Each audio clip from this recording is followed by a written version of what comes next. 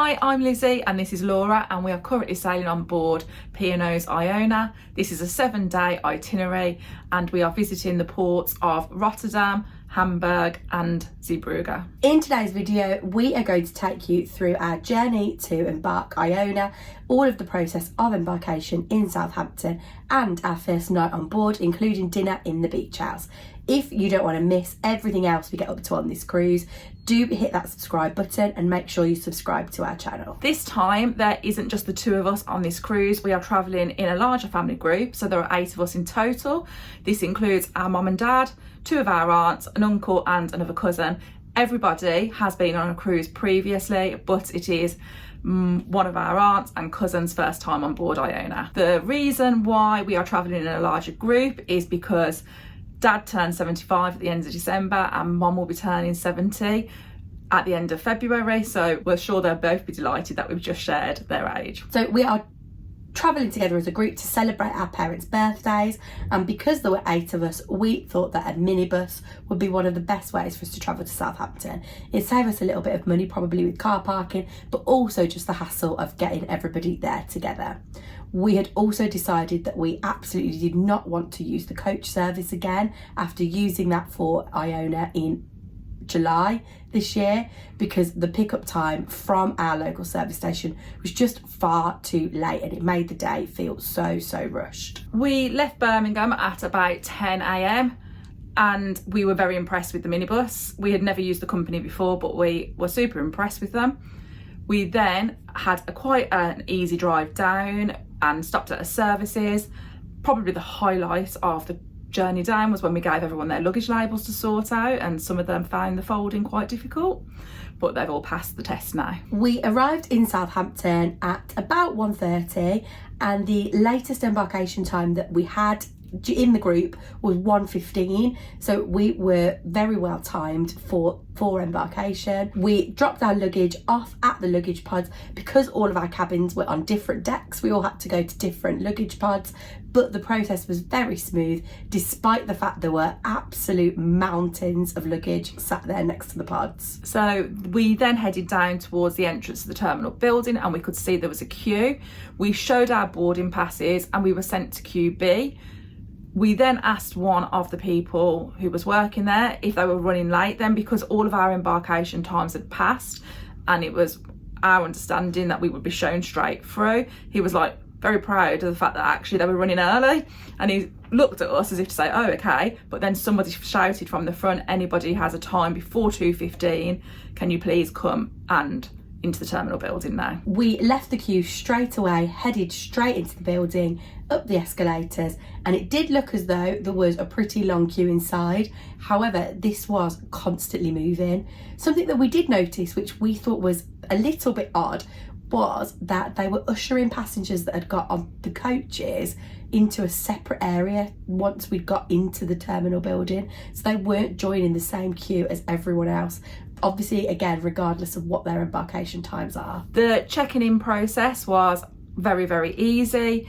We had not actually put photos on when we filled in all the information beforehand because they just get rejected every time, so we didn't see the point.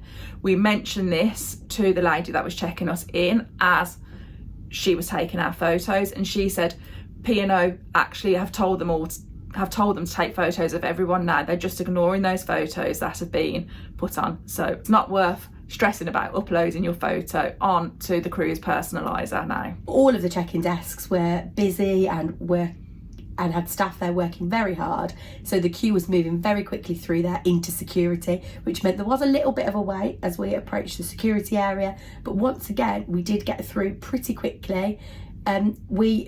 As a group, we ended up in some slightly different queues, and we did notice that some of those queues were moving faster than others, but we still managed to get through pretty smoothly. We then walked down the air bridge and onto the ship. We were greeted by a member of staff straight away who was very useful in telling us where our muster station was.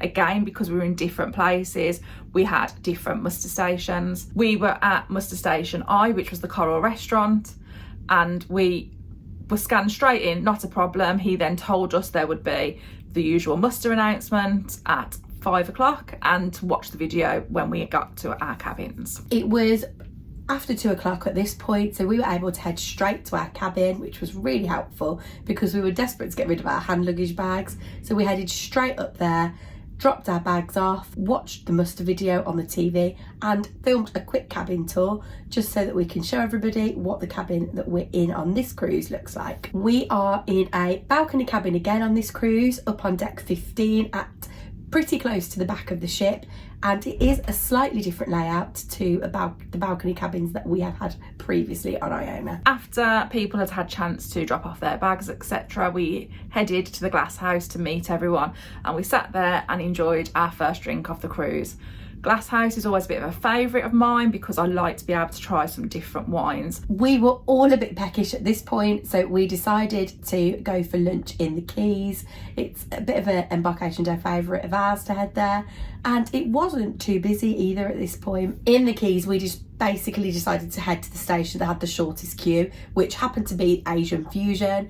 I had the katsu curry, which was served with noodles today, and Lizzie had the beef in black bean and ginger sauce. Both dishes were tasty and enjoyable, and it was just quite a nice light lunch because it was a little bit later and we knew we had dinner booked this evening. We then headed to the Keel and Cow and sat there and had a drink. As a group of 8, it can be a little bit tricky sometimes to find a table that is suitable for all of us to sit at, and the Keel and Cow is one of the venues which we often find it a little bit easier to get a bigger table.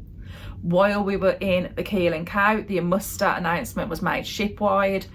It is important to note that during this time there is no bar service, much to some people's disappointment who were in the venue trying to get themselves a drink. As soon as the muster announcement is over, the bars are reopen again. After we'd finished our drinks in the Keel and Cow, we headed back to our room, and really it was time for us to unpack our suitcases and sort ourselves out. So we did that and then got ready for the evening. We had arranged to meet everybody back in the Keel and Cow at 7:15.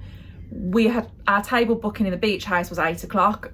When we had booked it prior to coming on the cruise, you couldn't book a table for 8, you could only book 2 tables for 4. So we went to the beach house to inquire if we could have those 2 tables together, and he said yes if you come now. So we had to dash down to the Keel and Cow, grab everybody and head back up to the beach house. We have been booking the beach house on a P&O cruise for the first night now for quite a while. I'd probably say it's our favourite way to start the cruise, and we also just, if we've got freedom dining, like to have a booking for the first evening to stop having to be involved in the chaos of people trying to get into the dining rooms. We both absolutely love the beach house, probably one of our favourite speciality restaurants on board any ship, and I couldn't help but go for 2 of my favourites. I went for the sweet potato and mozzarella skins to start, always find them quite tasty, and then for my main, the good old beach house classic of the lava rock steak. It is one of the nicest steaks that you'll ever eat, and I highly recommend it. I also went for 2 of my favourite beach house items, which were the chicken nachos and the chicken tinga fajitas. One thing that we both did remark was that some of the dishes in the beach house, every time you have them, come out slightly different. Both of my dishes were no exception to that. We were both really full from our mains, so didn't bother with a dessert. The rest of the table did indulge on some of the desserts though, and there was a good range of different desserts being tried by the family, and some of them did look really good. We then headed to the SkyDome because, to our delight, there was a show we'd not seen before on in there. The entertainment on this cruise is very repetitive of the cruise that we were on in August, so anything new we are really happy to see. The show tonight was called Spark. To be honest, we didn't really have a clue what was going on. We looked in the horizon after, and it was about space and a pilot and bringing them back to life. But we really enjoyed the acrobatics, and they are so talented and very, very brave. After we'd finished watching the show in the SkyDome, we headed up to the Crow's Nest for a few drinks. It was relatively calm in the Crow's Nest also. We expected it to be a lot busier than it was, but we were able to find a table, and the pianist was playing when we arrived. The pianist, interestingly, on board here was the pianist on board Ambassador's Ambition when we cruised on that ship last Easter. So it's interesting to see that he has clearly changed cruise lines, and we enjoyed just the nice sort of chilled out atmosphere of the Crow's Nest to wind down our evening. Today has been quite a long day, but a very enjoyable day. We found Embarkation quite a breeze this time, and we have enjoyed familiarising ourselves with the ship again. It's interesting to listen to some of our family members' opinions because especially the ones who haven't been on board before, everybody has really enjoyed their day. Thanks for watching. Don't forget to give this video a like and drop any questions you've got in the comments down below. Please do also make sure that you're subscribed to our channel. You can also find us on social media by searching Sisters on the Seas.